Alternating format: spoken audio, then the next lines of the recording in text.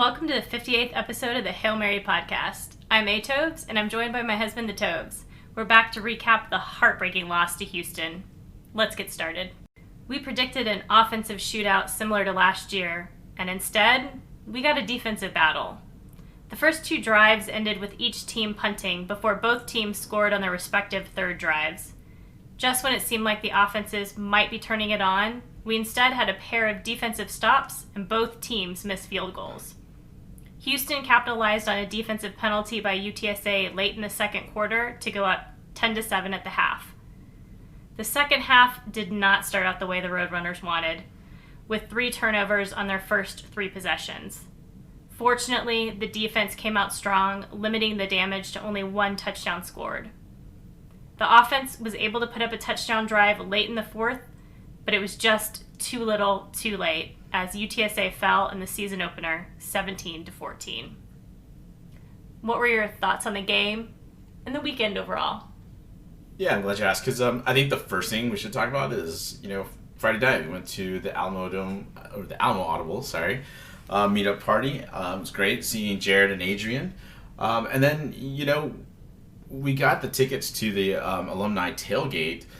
There have been problems at the one in Austin. Mm-hmm.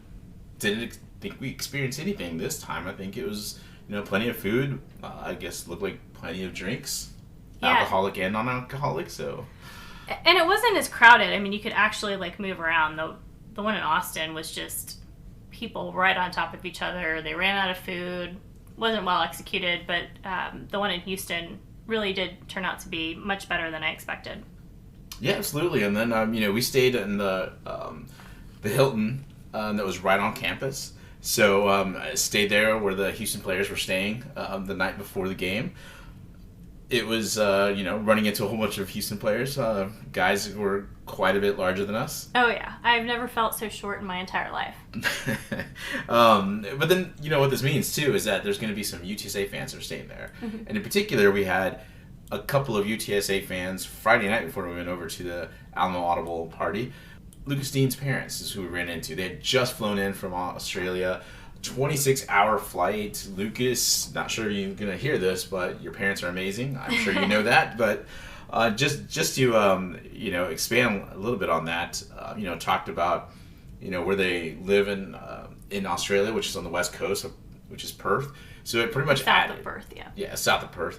But pretty much added, quite a bit of time to their travels because they have to, they're essentially going from Perth over to Sydney and then Sydney over to the United States. So, it's a place I want to visit, but I guess what I'm struggling with is just the thought of that long of a flight, right? Or actually a combination of flights, right?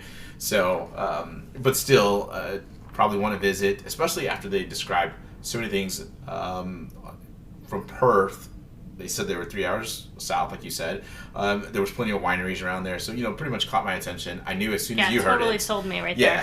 Yeah, I knew it sell you on it. So, I think they were quite chatty, and it was cool. Again, just a really cool opportunity to talk to one of the players' parents. It's always cool to talk to UTSA fans in general, but then you get a player's parents, and it's just a little bit different experience because they've got a different view of things, and especially them being from Australia. They one of the funniest things I think we heard was the fact that they were so happy to see Lucas on the field in his first season, which was back in 2019, and then they realized that's not a good thing. Yeah, we did say no one really looks forward to seeing Lucas on the field because that means that our offense isn't doing well. So I don't know if maybe that was part of the reason why the offensive struggled. We can get into that. Maybe it's just because, they're trying to get some time for Lucas, to show off for his parents. I don't know.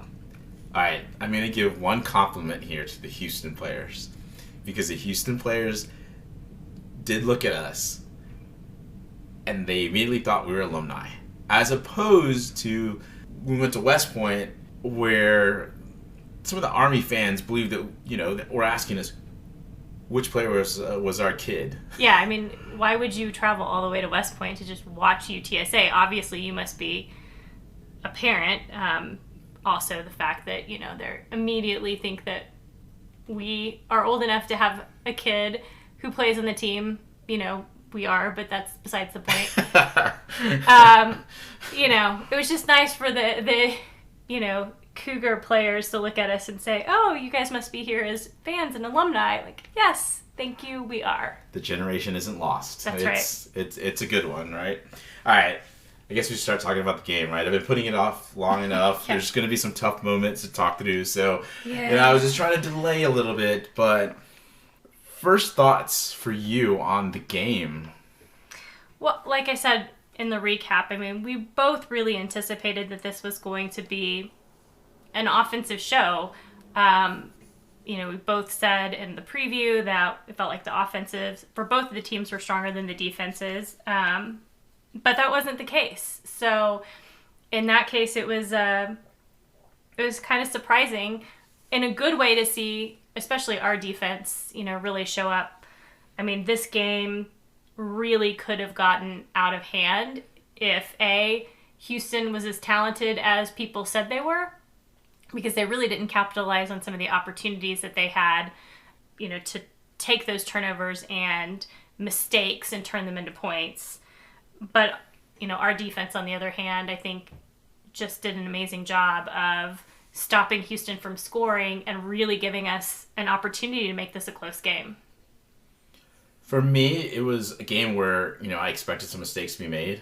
It's always tough to, throw that into a preview and say, I expect Houston to make this many mistakes and UTSA to make none, right? That's just such a homer take to think, But, for me, I just didn't expect Houston to take advantage of our mistakes, and we just never took advantage of their mistakes. It was, you have essentially 2 fourth down stops, and our offense wasn't able to capitalize on the fact that here we stopped them on fourth down at their own home field. It's not like we stopped them in the dome, right? That's a different field altogether. But on their own home field, fourth down, they should be making it, and we don't allow a thing. That, it's just, first of all, terrific play by the defense, which we'll get more into here in a little bit, but just overall, that I think was kind of set up just some disappointing moments, I think, and uncharacteristic mistakes that we saw from this team, especially on special teams. Oh, yeah. Look, going into this season, I said this as soon as I found out that we weren't going to have a special teams coordinator. I thought it was a mistake. I was hoping that it wouldn't be that big of a deal, but this game epitomized one of the reasons why you need to have a special teams coordinator. I've seen it before, again, at Iowa State. Having special teams by committee just doesn't work. Because when you have special teams by committee, that means everybody plays a part in it and everybody's involved. Well, that also means when everybody's involved, nobody's accountable. Right. That's why you have a special teams coordinator, so that someone is accountable for making sure that you execute, that you don't have mistakes, that everybody knows where they're supposed to be, and that if there are mistakes, that you fix them.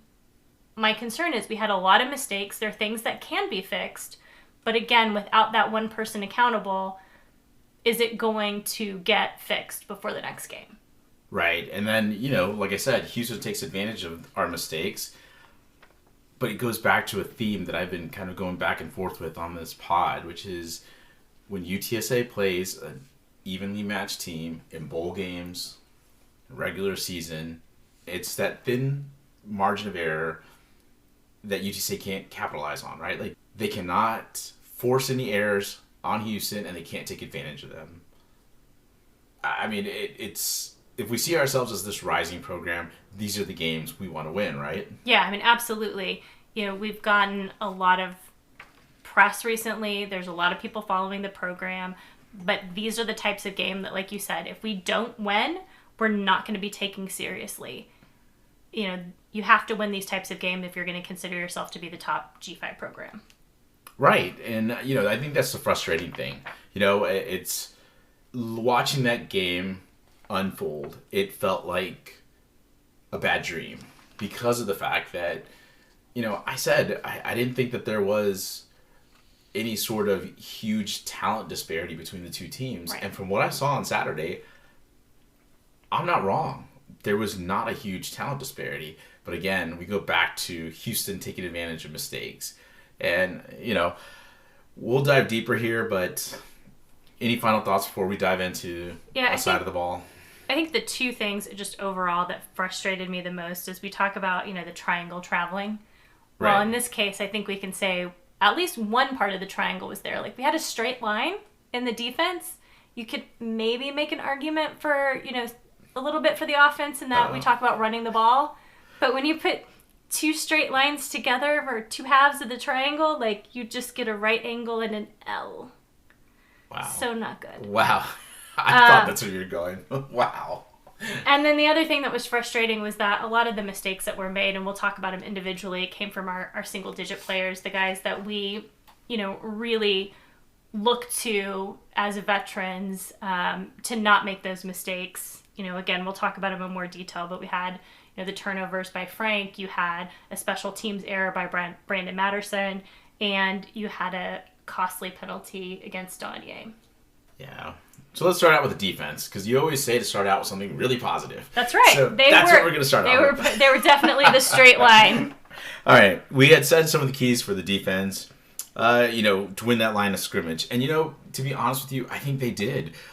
When looking at that offensive line for the Houston Cougars, yeah, they're going to be about a Big 12 quality. They're going to be about an American, quality. I should say American athletic as conference quality.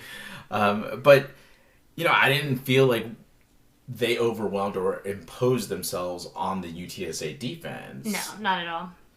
And, I think it goes back to what you were talking about in terms of the triangle traveling, right? Like, this defense looked like the defense that played against Troy in the Cure Bowl, right? I had kind of whispered to you, this kind of feels like the bowl game, right? Like, yeah. Throughout this whole game, it felt like there were aspects of it in terms of, especially in the defensive play. I thought, again, we took some shots, but we still came back. And that, more than anything, just proved to me that, I think you're probably going to laugh, but Jeff Lapp must have listened to the podcast, because I know I've been hard on him for a while. But I thought he called a great game. I think he has this defense playing at a level that I hadn't seen in quite a while. I'm really excited about it, honestly, because, you go into a season and you think, oh, these guys are going to be fine. But in this era of, like, offense, it always feels like they're going to get gashed, right? Like, there's this, when you say gashed, they're going to give up, like, 20-ish points a game. I mean, that's just how the history has been for UTSA, just overall. This defense seems a little bit different. There's just so much speed. There's youth. I mean, what else? I don't know. What am I missing here? Yeah, I mean, I think the two key things to go back and look at when you analyze our defense are those 2 fourth down plays by Houston where we stopped them. I mean, that was huge. Won the line of scrimmage, right? Yeah, absolutely. I mean, we knew going into this game that we both said we thought the D-line was the strength of the defense, and clearly they proved that. You had concerns about the safeties in particular going into the season. What are your thoughts after seeing them in this game? Honestly, we didn't hear much about them, which is great. Like, I mean, yeah, I mean, they had a couple of, I think early on, Elliot Davidson got burned by Manjack for the first touchdown for Houston. But it looked like Davison actually lost his footing, and then he wasn't able to recover. He had nobody else to help him, so he was pretty much on an island. Other than that, I mean, I don't think we really heard much about the safeties. I think Rashad had a pretty good game. I saw him come up and make some tackles. Kalechi was around the ball as well. Again, this defense felt like it was swarming. There was just moments where I was like, and this is always the ultimate compliment to a defense, right? It felt like there was 12 guys out there, 13 guys. There was just guys around the ball. And again, it goes back to what, I had kind of talked about already, which is there was no big disparity in talent between the two teams. And you could see it on this UTSA defense really getting to these ball carriers and really, making a lot of guys, I think really making Houston uncomfortable. Yeah, I would have loved it if Jamal Ligon would have gotten that interception. But, I mean, again, that's about as nitpicky as you can get, in terms of criticizing the defense, I think. but amazing that he was back there, right? Like, right. I mean, that there was some gutsy calls there made on this defense, or made by this defensive coordinator, Jesslep, and because of it, it put guys in different positions. I think Jamal's gonna want that one back, but regardless, I think that there was a few other standouts. Cam Alexander got burned early, but it was a really good play by the Houston player. Other than that, Cam Alexander, which you always wonder how it's going to be, going from FCS to FBS, right? Like there's always going to be an adjustment. Say, we just talked about Elliot Davison coming from UIW over to UTSA, right? So here's Cam Alexander. I'm not really sure what's going to happen. I thought he played really well. I thought there was some speed there that I hadn't seen in a UTSA secondary, just overall on the team ever, and it's exciting, right? There's a lot of these defensive pieces that I really feel are key, and just I don't know. I'm kind of gushing here, but the other one that I really want to talk about is Danye. Even though he had that just terrible late hit, I'll say this. He looks incredibly fast. Mm-hmm. The speed on Danye is ridiculous. And to be honest with you, he could be just much more athletic than his brother. Mm-hmm. It's been said, and I think there's other people that have said this already, but it's not until I saw it on the field that I realized Danye may really have a strong season. And we may just be better than we were last season. We were pretty good last season on defense, but this season, it's quite encouraging. I mean, the combination of Danye and Trey Moore, I think, is, particularly as we get into conference play, is going to be really phenomenal to watch. I think the defense really, if there were any questions, I think they were answered, right? Let me ask you this, though. UTSA's defense absorbed some hits from Houston's offense, right? But I mean, if you look at Donovan Smith, did you feel like he was anything more than serviceable? No, I mean, honestly, I'm disappointed that we didn't force him to make any errors, because that's kind of been his history, right? He's been turnover prone. He did a good job of not having any interceptions, not having any fumbles, but other than that, I didn't really see anything spectacular from him. But he didn't make mistakes, and he did just enough to win the game for Houston. And I guess that's really all you can ask for him, right? Right. I mean, I think taking it in, your gut reaction is you wish that there had been, some turnovers by this defense. But let's be honest, those 2 4th down stops were turnovers, right? So what else do we expect from this defense? Right. I think they did everything they needed to do based on the field position and the situations they were put into. I mean, look, I think what we learned from this defense is just the fact that they are as good as we thought they were, maybe even better than they were. Yeah, definitely. I think they're better, actually. And again, not sure that they could have done much more in this game. It's certainly disappointing that we didn't get this win, because I feel like it would have been really on the back of this defense, really. All right, so let's talk offense. I know we're going to get to this. So now we start that sort of decline here in terms of the things that just didn't go right. Look, we said this UTSA offense needed to be more efficient. They couldn't waste drives. I think it's safe to say that there were some wasted drives. Oh, yeah, absolutely. Any bright spots, though, before we get into breaking down this offense? We look at it. We only scored 14 points, but yes, there are things that really we did well, and that's getting the run game going. I mean, we struggled to get the run game going against Houston last time. We had an abysmal run game. And this time we had Kavorian rush for 103 yards and a touchdown. Robert Henry only had 3 carries, but the carries that he had seemed, really good. He looked very fast, and it looked really promising to have him, Rocco, and Barnes as kind of this 3 different options in running back. It seemed like every time Rocco got the ball, though, man, he just ran into a brick wall. But, again, I feel good about what the run game will look like in future games. And then, of course, Josh Cephas career high 123 yards, 9 receptions, and a touchdown. Can I just say this? Is it weird that 123 yards is his career high? Yeah, I mean, you take the history and you tend to forget how many yards Zachary was getting in these games. So yeah, it is Right. It is odd to hear that, and going back to preseason, one of the things that JT said he really wanted to do was to get to 1,000 yards receiving this season, because he's been hovering in the 700s. And again, you think of these big three, but you forget there really was a large portion going to Zachary versus Josh and JT. I'm still just kind of... Yeah. It's still kind of ringing in my head, like, wow, that's his career high. Yeah. Wow. And can I also say, you just said that he had 123 yards. It didn't feel like he had 123 yards. It felt actually like he had maybe, at least to me, it felt a little less than that. Sure. But then again, I think you get caught up so emotional into the game, emotionally into the game, sorry. And I guess you just don't realize, oh, how many yards did he just pick up, right? Right. He had that great shin, fake on the touchdown pass that he caught.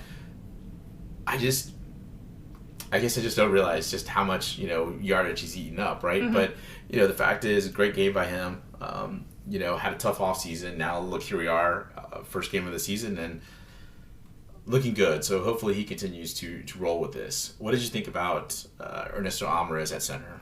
I was really impressed. I mean, we saw in the past when Maka had come out of the game and you had to throw in Katie, there were times where we had high snaps. And at times we even had some high snaps with Maka in there. And so I anticipated that we were going to see just maybe some errors there that Frank was going to have to adjust to. I wasn't worried that he wouldn't be able to, because obviously this has happened in the past where he's had to adjust, right. To higher snaps or things being off. But there were one or two that maybe were a little wonky, but for the most part, it seemed like he and Almaraz were really in sync. So I thought that was pretty impressive for a first game. Yeah, I agree. I mean, I think I would have been more concerned if there had been more snaps that affected the play overall. Mm-hmm. And it seemed like everything, even if there was a slight high snap, I don't think it really messed up the timing of the play. No, and Frank, you didn't see those snaps that you've seen in the past where like Frank had to jump, right, reach above his head to get the snap, and that didn't really happen. Overall, I thought this offensive line played well. Not just Ernesto, but overall, I felt they played well. I thought for the most part they won their battles against that Houston defensive line. I wasn't too high on this defensive line for Houston. I thought, there's a lot of switching that's coming on. Mm-hmm. And, I felt that that would still kind of swing into UTSA's favor. Now, I think people probably smarter than me were saying, well, that's a really good defensive line. Okay, but I don't think that it was really came out or really was highlighted like that during this game. No, and it probably didn't help that Chidozie went down. Sure, right. And I think that kind of helped open up some of the run game and stuff. But again, I think there's a few other things that kind of go in line with that. Not to go dive too deep in that, but, the line, I think, was also rotated a bit. And so I think that also helped getting some other guys into this game. And really giving some guys a breather. The first game, one of the things we don't think about is the fact that, everybody's trying to really get back into their prime shape again, right? Like right. They don't have that win that they had, in the middle of last season, end of last season after they've been taking quite a bit of hits and they're, kind of sort of in that prime of the season. So interesting just to see how this team progresses, or at least this line progresses, because of the fact that, we really didn't see a lot of, I would say injuries, but something to kind of keep an eye on, especially with Mekhi Hart showing up with a club on his or a glove on his right hand. It's not optimal, but it's where it is. So, you ready to talk a little bit about Frank? Sure. All right. Look, in my opinion, it was tough to see him play on Saturday night live. I think gut reaction, he didn't have a very good game. Mm-hmm.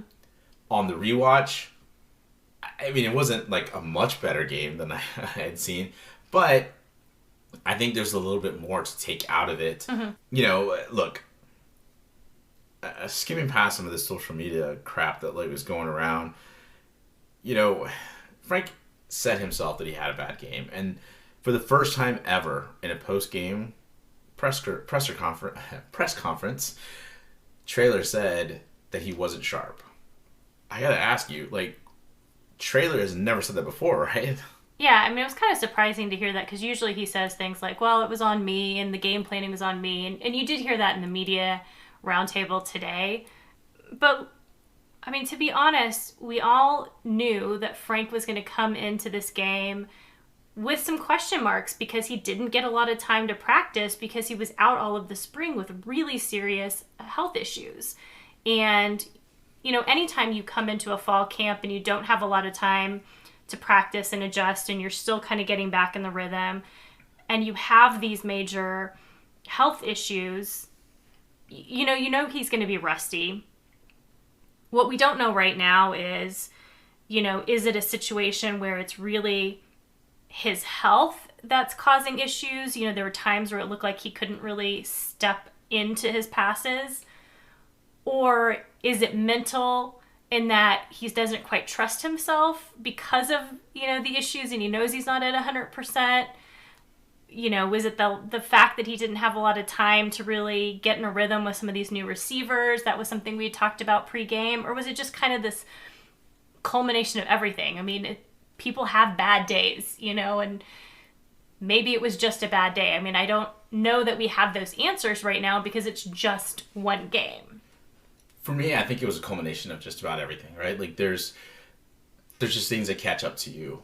I've used the example before, you fail your first test in the semester, you've got a lot of catching up to do, right? There's your grade is low, you're going to have to do well the rest of the way to get your grade up. And so I think that there's, if you kind of look at that in terms of an injury, there's just things that he's got to get caught up on. And, Traylor said he's going to try to get, essentially work himself into shape. That's a concern for me because I think that really calls into question, honestly, I guess taking a step back here, it calls into question the fact of, is it going to be just getting into shape or how much gas does he have left in his legs? Well, yeah, I mean, that's the question is, is he ever going to be able to get back to 2022 shape, or is the fact that he's had some additional surgeries and the infection and so forth going to mean that Frank at his best this season is maybe, 85, 90% of what we've seen? We don't know that answer right now, again, just because we've only seen him in one game. So we'll have to see what happens at the Texas State game, the Army game, really to get an idea of, what can be the expectations for Frank this season. And to me, one of the things that I think we need to ask ourselves is, in the past, we have looked at Frank as carrying this team. We put the team on his shoulders, he put the team on his shoulders, and we've really asked him to be a spectacular quarterback to lead this team. And that might not be realistic going forward, given his health concerns. We may have to do things a little bit differently. And I know you want to talk about play calling under Burke, but to me, this kind of goes back and looks at, do we have to do something different in terms of scheme and play calling in the future? Because Frank may not be able to operate the way he did in 2022? I mean, my opinion, you see teams that are successful with quarterbacks that aren't as gifted athletes as Frank is, but yet they're successful. And the reason they are is because they either have a scheme or they run a different type of offense that allows them to play up to those strengths. So I guess my question to you is the play calling under Burke, the scheme that we're seeing right now under Burke, really playing to those strengths, or do you think we need to do something different there? Well, first thing to note here, Justin Burke has a difficult job here because unlike his predecessors in Barry Lenny Jr. and Will Stein, Justin has to work with the fact that he's only working with one of the vaunted big three receivers, sure. right? Zakari's gone. JT did not play this game, so it was only Josh Cephas. In the bowl game that Justin Burke called plays on as well, he only had Zakari. JT was out with injury, and Josh was suspended. So that's been something that he hasn't had the luxury of using other receivers, and that goes back to the coaching staff. As much as we laud this coaching staff, we do need to criticize them for not getting more receivers on the field. But it also leads to other things of not putting teams away, right? Like that's just not something this team has done. There's a lot of, we've talked about, they've out-athleted, they've done all these other things, but it really goes back to some of that where had they just taken care of business, you could have seen other receivers out there getting a chance for more reps. And that just hasn't happened. But, I think overall, just look at some stats under Justin Burke as offensive coordinator. Frank is 41 for 78, which is 53% passing. He's got 2 touchdowns and 5 interceptions. That's not the Frank that we know. No, I mean, those stats are an anomaly compared to the rest of what we saw in 2022. And even in 2021. This is not the Frank that we know. But we also, going back to the injuries, we've also have to realize that I don't know that Burke knows how to scheme for Frank around his injuries. Because we really don't know, like I said, what he has left in those legs. Yes, I saw him run around, Saturday. We did the rewatch. Felt better about the fact that it looks like maybe it could be the fact that he needs to just play himself into shape. But if it isn't that, then we have a long-term concern. That is something that we'll probably figure out over the next month. Right. But let me just say this about Frank. Criticizing for his 3 interceptions doesn't mean that we're diminishing anything that he's accomplished. Yeah, it's not to say that he's not talented. I mean, we all know he's a gifted athlete. He's a talented athlete. But he's a human. He made mistakes. Right. Put this in perspective. His one bad game against Houston is like any other UTSA athlete, or actually anybody away from football, having a 2 to 3 game slump. And it's what you just saw with Frank during this game. It's just, had a bad game, it happens, we move on, right? Let's just note some things here about these interceptions, though. That first interception, he stared down the tight end. You could tell even from the stands that because, again, I don't think he's comfortable with where he's at physically. He's kind of lost. With those, yeah, exactly. He's a little lost without, having JT out there, his usual receivers that he's comfortable with. Again, going back to, not having many reps during the camp, he's going to just start, I think, pre-looking at players and trying to figure out, they're supposed to be there. I'm just going to throw there. And, the announcers kind of brought this up, and I think others saw it as well within the stands. That becomes a problem. If you're staring down your receivers, you're just making it so much easier for Houston to defend you. That second one to Cephas, again, because of his injuries, his accuracy is off. And I just don't think that he threw the type of ball that he really wanted to. It almost felt I'm just going to throw it up and let's hope for the best. What was tough is that he had just thrown 1 interception. Now he throws another one on his very next throw, and it's like he's just trying to essentially erase the mistake from before, right? So now you've got 2. Now he's in his head. And this is what happens with Frank quite a bit when he throws an interception. It seems like he starts questioning himself. Right. Traylor's talked about it before. Frank's kind of talked about it to a degree. It's tough because I don't like this third interception whatsoever because essentially he starts rolling out to his left and he throws across his body. A quarterback throwing across his body is always a bad idea. Yeah. Frank's never had a cannon. So if you're a quarterback with a strong arm, you can get away with throwing across your body because you could just zip it there. But Frank not being able to essentially plant or set up his footwork to throw to his receiver, I mean, it was just a soft pass across the middle. And the cornerback was essentially like baiting him to make that throw, and he fell for it. And it's just, again, there's rust, there's health. This is, I think, tough for him. And like you said, we don't have the answer right now.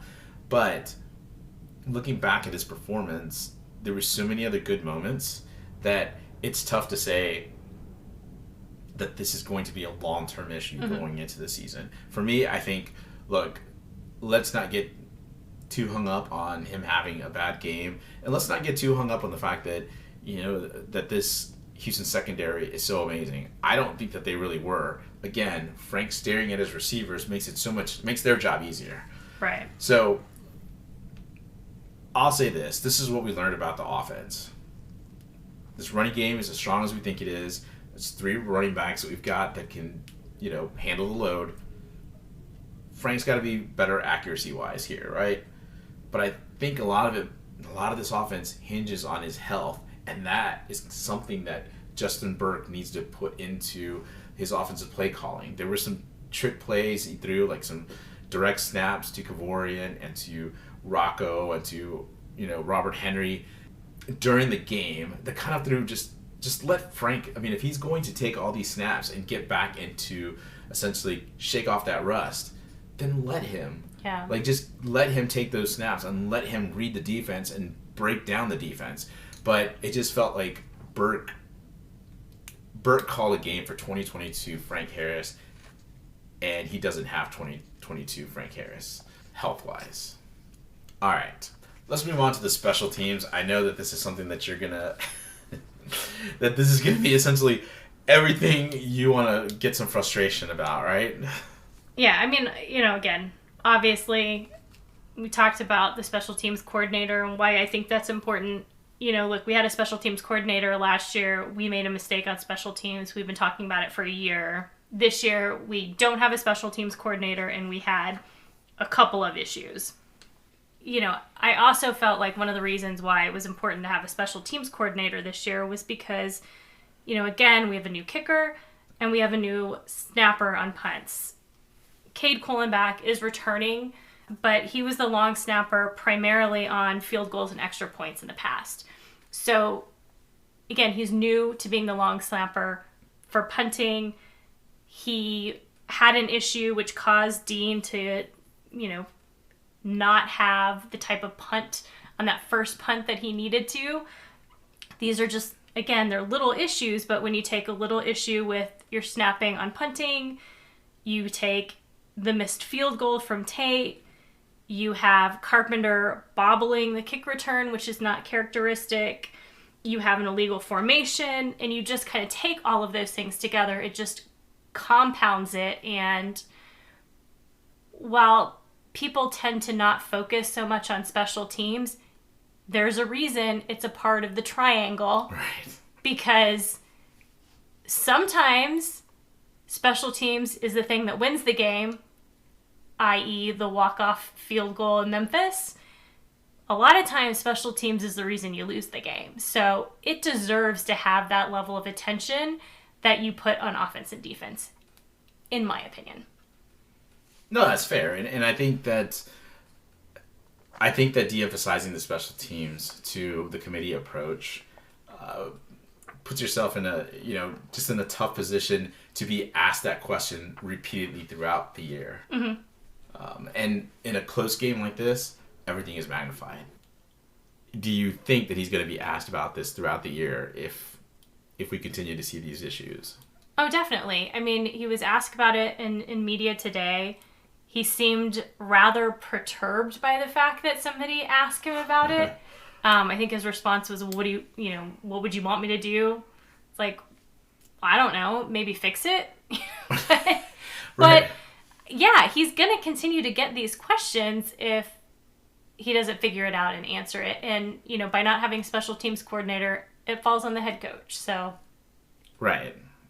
So, yeah, look, it's kind of like, again, it goes back to some of the things. you failed the test, you did it to yourself, right? You didn't study, you didn't put in all the time. I'm not saying they didn't study or whatever, but it just feels like it's an area of the game that they just continue to just say is not as important or have taken for granted because of the talent. I don't have a problem with Tate Sandell missing that 47-yarder. No, I mean, it's not like Jared Sack and Hunter Duplessis never missed a field goal, you know? Right. I mean, it's going to happen. Right. I'm not concerned about it. I think if he's continually missing, if it was a bad miss, honestly. Yeah. I think to me, if it was a bad miss, like really slotted it off to the right or even to the left, then I'd be much more concerned. Or if he didn't have the distance, you know? Right.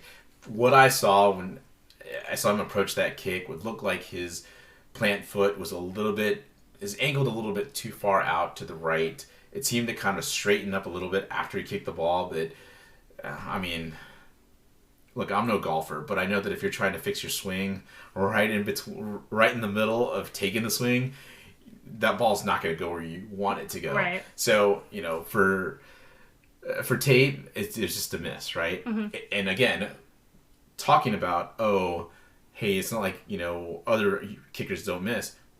The Houston kicker also missed, right? So, tough for both of them to come out there on their first kicks to try to, essentially try to kick some long field goals. Both missed. We move on, right? There were some other, I think, again, going back to the offense, there were things they could do. There were, things that, both teams could have done, but they weren't able to execute. And that was unfortunate. I think from a spectator wise, because you wanted to see sort of that shootout that we had last season, right? I mean, I get it. I just like seeing some fireworks sometimes, right? So let me ask you this. Given everything we talked about, mm-hmm. Should UTSA fans be panicking after this game? Should they be on the ledge? I don't think so. I mean, listen, we made mistakes on offense. We made mistakes in special teams. We had a penalty that cost us on defense. But mistakes are going to happen in the first game. A lot of times you just have to play and figure out where your weaknesses are so you can correct them for the next game. I think the X factor to me, again, is Frank and his health. Is he going to be 100%, or what percentage should we expect him to be at? And then can Justin Burke adjust the play calling around that? I mean, I think on offense, again, with the run game, we're in good position. We didn't really touch on it, but we do have some young, talented wide receivers that we got to see in this game. Amador and McEwen both had plays, that were impressive and showed their speed. Right. So I think, really, if we start to continue to see these errors, if this is what we're talking about next week, if this is what we're talking about, 3-4 games in, then okay, maybe this is going to be a different season than we expected. But right now, we're just going to have to take it game by game and see if we can improve upon and eliminate those mistakes in the next. If we're gonna be panicking after this first game, then I'll say this: 2022 was just a loss of a season, right? Because we started out 0-1 then as well, mm-hmm. a loss to Houston in sort of a heartbreaking fashion.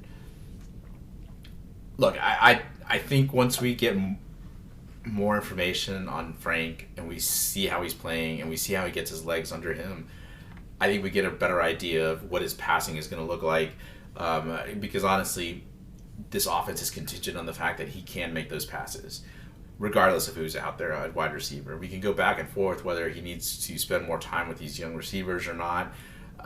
Reality is, even if he does, his footwork and really his lower body is going to have to be strong enough to make those throws. Mm-hmm. And if he can't make it to where he can deliver an accurate ball, then it doesn't matter who's out there catching a ball for him. We're just going to have a lot of problems. So overall, I think this defense is too good. I think that running game is too good, and I think there was some first game jitters on the special teams that, although I still wonder if there's not some more issues there, I think that this team still has a lot I mean, obviously they have a lot to play for, but there's a lot of talent on here that I don't see is going to be wasted on, just having some, this first game, just loss, I guess. There's opportunity out there, and I think they'll take advantage. So I think we both agree it's nothing to be panicked about. It's tough though. I mean, it really is. Your gut reaction is always going to be, this was a terrible performance. But on the rewatch, there's just a lot more to be excited about. And hopefully in the next couple of weeks we can highlight some of those things, because we do have Texas State, Army, and Tennessee coming up in the next 3 weeks. So I think we'll be okay. Maybe not record wise as great as we want it to be, undefeated or only having like 1 or 2 losses, but season's still young. Let's see how it goes. Before we go, let's talk a little bit about the latest in the realignment news, since this recent news kind of touches the American Conference. Okay. It was recently announced that SMU will be leaving the American Conference next year for the ACC, along with Cal and Stanford. Good for them that they finally made it to a P5 conference. It's a little disappointing that we're not going to be able to play them next season, but I just had to laugh. I don't know if you saw the comments that Rhett Lashley made in the press about how SMU is going to be the only school in the DFW Metroplex that will be in a top 3 conference in the country starting next year. It's like, say what you will about the Big 12, but I'm pretty sure TCU played in the national championship last year with your former coach, and even in a rebuild year, they filled their stadium for that game against Colorado. Can't say as much about SMU and their La Tech game. SMU's offense is P3. Their crowd is FCS. Yeah. I mean, it's really bad. Any other thoughts about SMU moving on?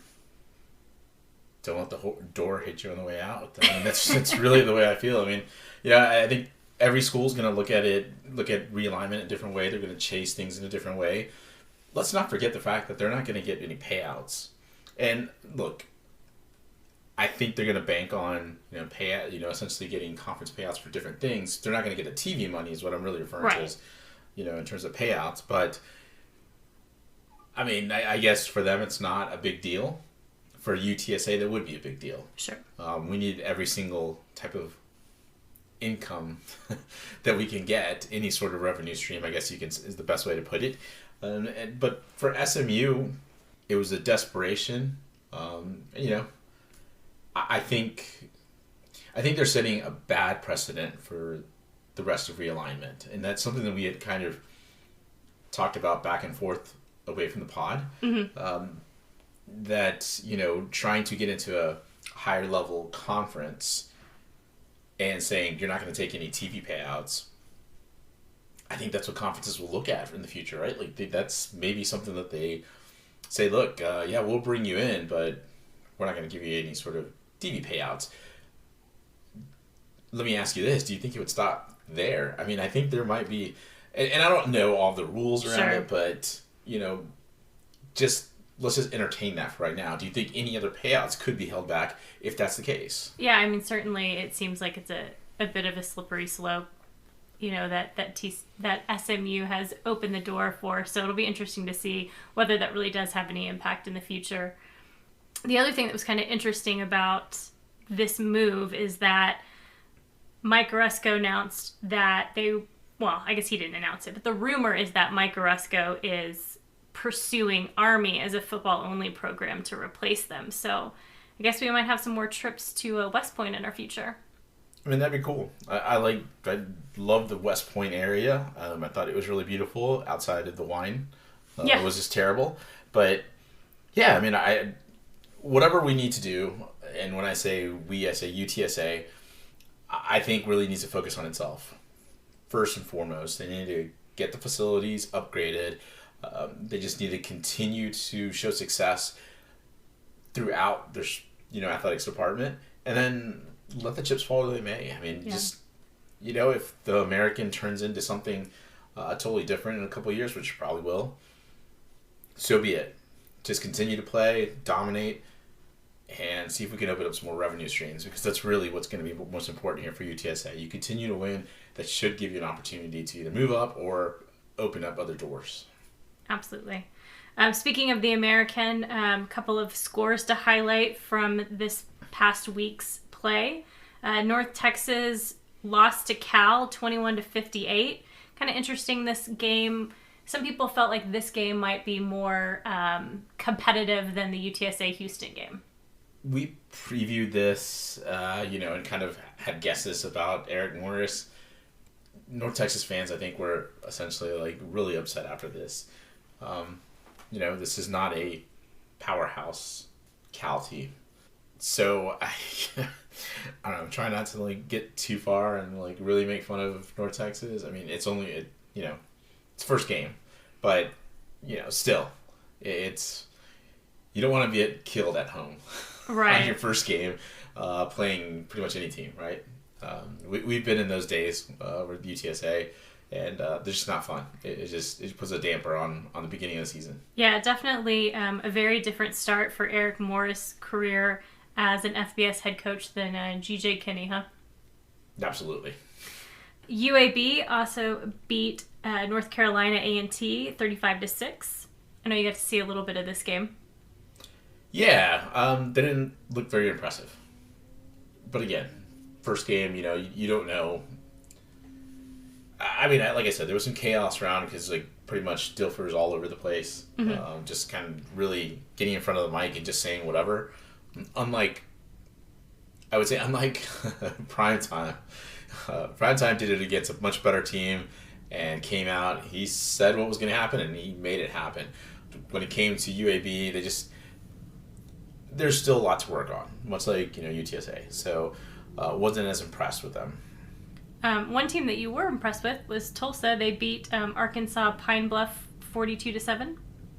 We always talk about a lot of these conferences, their preseason picks. Sometimes teams really just outperform the predictions, right?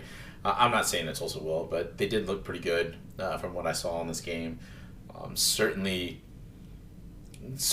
speaks to the, if Tulsa does end up being the bottom of the American Conference, then I think it shows the strength of the bottom of the conference compared to the bottom of Conference USA. Correct.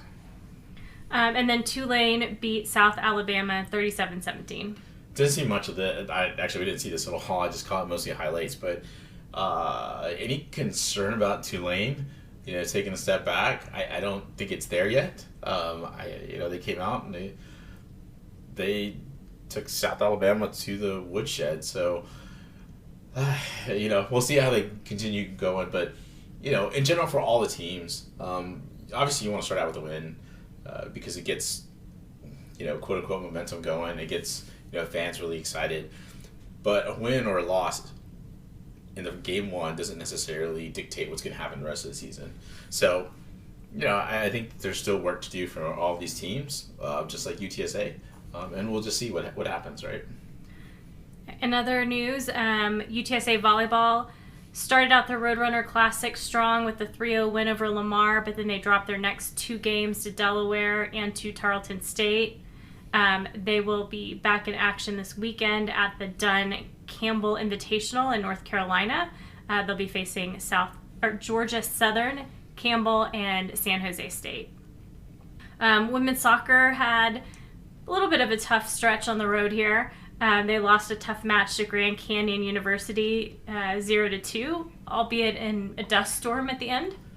The team had some issues. It looked like they just weren't really on the same page with each other. It just didn't seem like they really could complete some of these easier passes. There was just easy throw-ins and then a pass back to the player that had just thrown in the ball, and it was off target.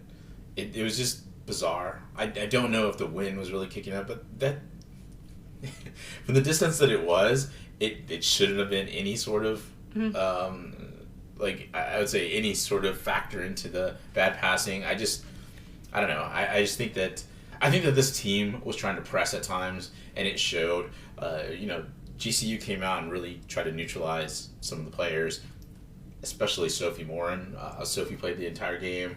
It seemed like they just realized that she could be a difference maker.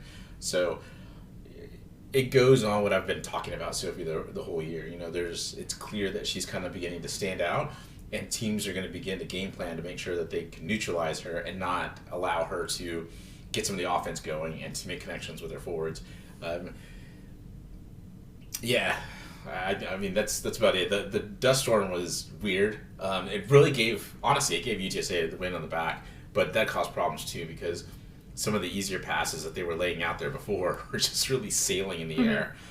Something that could have gone from to the edge of the penalty box just started floating in, past the end line, and it caused problems. So I'm just glad they got through it. It looked like it was just a terrible way to be playing.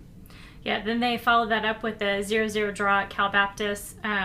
Interestingly, Mia Krasinski and Sophie Morin didn't play. Not sure if that's injury related or something else. But Oregon State transfer Isabel Herod started as goalkeeper and seemed to do a pretty good job. Yeah, she had a couple of iffy moments where she came out and I think lost sight of the ball. But other than that, I mean, I thought she was really good, which is good to see, right? Like if you bring in your backup, you hope that they're going to be near the level of your starter. Right. And, I got to say, Isabel was right there.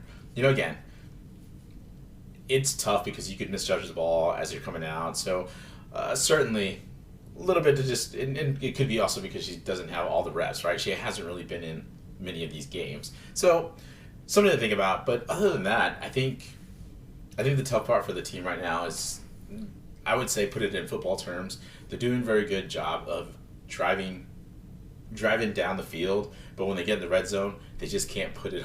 They just can't score. Yeah. And they just need to get a little more creative, I guess, or just better at punching it home. And so, there were some late opportunities in this game. Jordan Walker had probably one of the best chances I'll ever see, where CBU just allowed her to get position in the box, and she was able to turn and shoot, and I think she would want that shot back. I think it was a very good shot, but I think had she known just where she was and how they weren't really guarding her, that, and there was a terrible missed penalty on Macy Geldmeyer.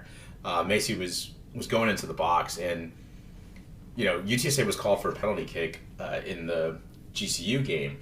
Mia saved it because, of course, it's Mia, right? But that one seemed a lot less of a foul than the one that Macy was fouled on against CBU. So I was perplexed, but that's what you get, right? Like the refs are going to make the call, and from my vantage point, it looked like it should have been a penalty kick. It wasn't.